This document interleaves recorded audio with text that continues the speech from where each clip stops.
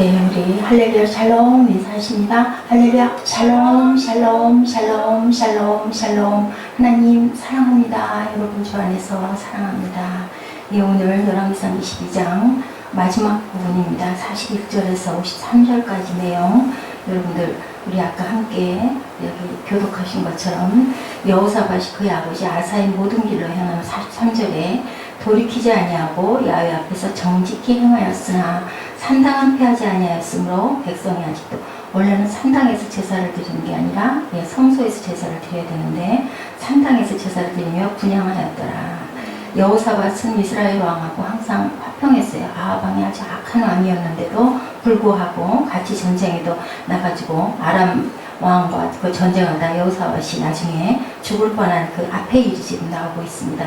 여호사밧의 남은 사족과 부인 권세, 그 어떻게 했는지 그것은 역대지략에 기록되어 있는데 어때요? 49절에 보니까 아합의 아들이 이제 다시 왕이 되죠.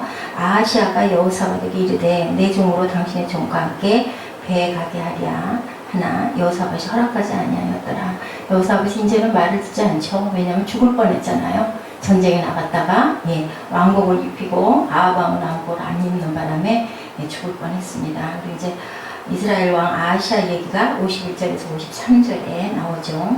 아주 악하게, 아버지가 악한 거랑 똑같이 아들도 함께 악합니다. 53절에 보니까 바알을 섬겨 그에게 예배하여 이스라엘의 하나님 야훼를 노하시게 하기를 그의 아버지의 온갖 행위같이 했더라. 이렇게 악하게, 악한 자의 말로는 결국은 어떻게 될까요? 파멸일 수밖에 없어요. 여호사밧의 개혁 정신이 굉장히 대단했고요. 그리고 많은 나라들과 같이 항상 화친하려고 했던 그러한 그 여호사밧. 우리는 어떻게 생각을 해야 되나? 조금 더, 이제 오늘 제목을 조금 더라고 제가 잡아봤습니다. 무엇이든지 좀 더 생각할 줄 알고 무엇이든지 온전치 않을 때 조금 더 신경 쓸 줄 아는 저희가 돼야 되겠다. 어떤 목사님이 북한을 방문을 했어요. 요즘에는 북한을 많이 방문들을 하시죠. 그래서 북한에 갔다가 보니까 이제 오늘 제가 어저께 블로그에다 좀 올려놨는데 선녀와 나무꾼 이런 그 장소들이 많이 있는 것 같아요. 그런데 이 목사님이 그것을 거기 안내하는 안내원들이 있는데 그 안내원들을 조금 더 친절하게 같이 맞아줄 걸 관광 일정이 있었는데요. 상팔단이라는 곳이 있다고 합니다. 거기 선녀와 나무꾼 배경이 있는 곳이래요. 정상에 올라가서 북한의 안내원이 낯선 목소리로 좀 억양이 이상하죠. 그 목소리로 설명을 했다고 그래요. 긴장하고 그래서 농담을 하고 풀어줬다고 합니다. 그러면서 안내원이 선녀요, 제가 나무꾼이다 하고 이렇게 얘기를, 그 목사님이 그렇게 얘기를 하셨대요. 안내원 보고 당신은 선녀고 나는 나무꾼입니다. 왜? 웃게 하려고. 그렇게 하고 내려왔는데요. 내려와가지고 아쉬웠다 그래요. 왜 아쉬웠냐면은 악수라도 좀 할 걸. 악수하면서 기도할 걸. 하나님께 부탁드릴 걸. 이 안내원도 예수 믿으라고. 이렇게 우리들은 항상 조금 더 생각할 줄 알아야 된다. 글쎄요, 아까 제가 그 사고 났을 때 다치신 분을 얼마나 위로했는지 마음으로 기도했고 함께 제가 안고 잠깐 기도도 해드리고 그랬는데요. 자랑할 일 하나도 없고 어떻게 보면 목사라는 소리를 안 했는 게 나을 수도 있어요. 그런 거 가지고 목사가 그따위 하고 오히려 하나님 영광 받을 수도 있는데, 근데 저는 어딜 가든지 그냥 그게 밝혀지더라고요. 하나님이 저를 그렇게 붙들고 계신다는 게 너무 기뻐서 그런지, 아니 아직 어려서 그런지, 얼마 안 된 목사라든지 다들 자기 신분을 안 밝힌다고 그래요. 그랬다가 오히려 목사가 그따위냐 아니면 목사니까 너 뭐 좀 이렇게 해라 할 수도 있다고 하는데, 그런 마음이 저는 아직 안 드는 게 정신을 아직 못 차려서 그런지 모르겠어요. 어쨌든 우리가 항상 복음을, 하나님의 사랑을, 하나님의 마음을 조금 더 전하려고 하는 그런 마음을 가져야 되겠다라는, 그 목사님이 그 이후로는 거기 북한 방문하셔가지고 여기저기 다니시면서 안내원들하고 꼭 악수를 했대요. 악수를 하시면서 간접적으로, 직접적으로는 예수를 전할 수가 없으니까 간접적으로 하나님을 전하고 마음으로 기도를 하시고 그렇게 돌아오셨다. 제가 어저께 다른 부분의 것을 이렇게 보다가 시편 37편이 눈에 꽂혔어요. 시편 37편이 굉장히 그 은혜가 있고 그래서 그곳에서 우리는 그러면 어떻게 살아야 할 것인가. 이렇게 조금 더 하는 그 마음을 가지려면 시편 37편 우리 잠깐 보실까요? 4절에서 그 9절까지 23절, 24절까지 우리 합독하시고 한 5분 정도만 제가 전하고 오늘 여러 가지 일로 밀렸으니까 예배를 마치도록 할 건데요. 시편 37편 우리 함께 한 목소리로 한번 찾아서 9절까지 읽으시고 23절, 24절 읽으시면 됩니다. 함께 합독하시죠. 또 야훼를 기뻐하라. 그가 내 마음의 소원을 내게 이루어 주시리로다. 내 길을 야훼께 맡기라. 그를 의지하면 그가 이루시고 내 의를 빛같이 나타내시며 내 공의를 정오의 빛같이 하시리로다. 야훼 앞에 잠잠하고 참고 기다리라. 자기 길이 형통하며 악한 길을 이루는 자 때문에 불평하지 말지어다. 분을 굳히고 노를 버리며 불평하지 말라. 오히려 악을 만들 뿐이라. 진실로 악을 행하는 자들은 끊어질 것이나 야훼를 소망하는 자들은 땅을 차지하리로다. 야훼께서 사람의 걸음을 정하시고 그의 길을 기뻐하시나니 그는 넘어지나 아주 엎드러지지 아니함은 야훼께서 그의 손으로 붙드시니로다. 예, 여기에 이렇게 시편에 말씀하고 계세요. 우리들은 넘어지지만 아주 넘어지지 않도록 하나님이 붙드신다. 사람의 걸음을 정하시고 그의 길을 하나님이 기뻐하신다.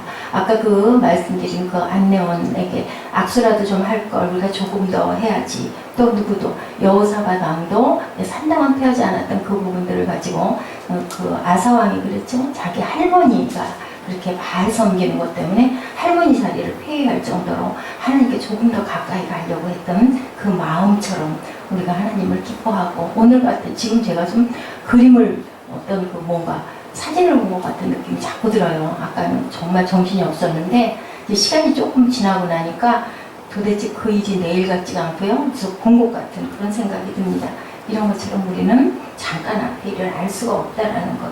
미국의 보스턴에 가면요. 캔머 스퀘어라는 곳이 있다고 합니다. 거기 재봉틀 공장에서요. 네, 외판 사원들 가운데 남보다 두세 배를 더 잘하는 그런 사원이 있었다고 그래요. 그래서 4년간 1등을 했다고 합니다. 그래서 사장이 마늘 실적을 올리는 게 뭡니까? 라고 물어봤더니 아주 재밌는 얘기예요. 이 부분을 조금 여러분들 한번 그렇게 접목을 좀 해보세요. 그가 빙그레 웃으면서 사장에게 이렇게 말했대요. 별다른 비결이 있는 것은 아닙니다. 상품을 팔기 위해서 남의 집 문 앞에 서면 처음 결혼했을 때 행복한 순간들을 떠올리고 활짝 웃는다라고 얘기를 하더래요. 활짝 웃고 그 다음에 초인종을 부를 뿐입니다. 그럼 어때요? 일단 내가 가장 행복했던 순간을 떠올리면 우리 마음 기쁨이 오니 얼굴이 그저 나도 모르게 미소가 피지 않겠습니까? 그런 얼굴을 가지고 사람을 대하면 그러면 팔 수가 있게 된다라는 얘기인 거죠. 제가 엊그제 병원에 갔을 때 그 병원의 원장님 뭐 이렇게 활짝 웃지는 않으셨지만 끝까지 들어주시고 그죠? 제가 말이 적은 편이 아닌데 뭐 설명할 때 보면 엄청 설명을 많이 하잖아요. 근데 그러면서 또 중간중간 본인이 질문할 걸 아주 조용조용 천천히 물어보시고 끝까지 들으시는 걸 보면서 그 병원에서 약을 안 먹을 수도 없고 그 병원에서 그 치료요법 하라는 것을 아니요 저 다음에 어깨 소리가 나오지 않을 만큼 그냥 딱 그렇게 돼버리더라고요. 그 병원이 그렇게 사람이 많을 수 있고 많은 사람이 찾을 수 있는 것은 그 옆방 바로 옆에 칸칸이 그 물리치료 받으면 들리잖아요. 근데 얼마나 다들 깔깔깔깔 웃으시고 연세 드신 분들이 많으세요. 그러니까 한의원이기 때문에. 근데 간호사님들도 그렇고 아주 엄마처럼 자기 엄마처럼 딸처럼 그렇게 대하는 걸 보면서 이 원장님이 그러시더니 또 그렇게 해야 되겠지만 어쨌든 참 친절하구나. 근데 제가 딱 들어갔을 때 어떤 간호사 한 분이 계셔서 이제 그 안내해서 물어보잖아요. 어떻게 오셨냐고. 그 얘기를 하면서 제가 그분을 이렇게 얼굴을 보면서 웃으면서 얘기를 하는데도 얼굴이 딱 굳어가지고 표정이 하나도 없더라고요. 그 간호사님만. 나중에 제 그 몸에 뭐 이런 걸 감아주시고 나중에 그러셨는데 참 그래서 속으로 느낀 게 조금만 얼굴이 부드럽게 웃지는 않더라도 좀 표정이 부드러운 표정으로 사람을 내가 쳐다봤을 때 그랬으면 참 좋았겠다라는 생각을 했어요. 우리가 얼굴 표정을 항상 기쁜 얼굴의 표정을 하고 부드럽게 조금 더 그죠? 조금 더 상대방에게 상냥하게 하면 어떨까요? 데살로니가전서 5장 16절이죠. 항상 기뻐하라. 너희가 쉬지 말고 기도하라. 범사에 감사하라 라고 얘기를 하시죠. 갈라디아서 5장 22절 3절에 뭐라고 그러세요? 오직 성령의 열매는 뭐예요? 사랑과 희락과 화평 화평과 오래 참음과 자비와 양성과 충성과 온유와 절제니 이 같은 법을 금이할 법이 없느니라. 우리가 기쁜 얼굴을 하고 항상 사람과 이렇게 화평을 구하고 항상 절제하고 오래 참고 그리고 남들에게 조금 자비롭고 양선을 베풀 줄 알고 그죠? 하나님께 충성할 줄 아는 그런 마음을 가지고 세상을 사람을 대할 때 그렇게 대해가면 아사왕처럼 또한 여호사밧 왕처럼 하나님을 경외하는 마음을 조금 더 갖고 가다 보면 우리가 이렇게 어렵고 정말 이런 일이 있을 줄 누가 알았겠어요. 아침에 일어날 것 같죠? 정신이 다 번쩍 나요. 제가 많이 풀어졌었나 하는 생각을 했습니다. 그리고 절대로 어떤 일을 당하든지 남의 탓을 할 일이 아니라 아이고 내가 부주의했다. 물론 신호등 지켜야 되고 교통법규 지켜야 돼요. 안 지켰기 때문에 그분은 오늘 새벽에 다치셨고 내일 그 오랜만에 가려고 했던 제주도 여행을 못 가게 됐잖아요.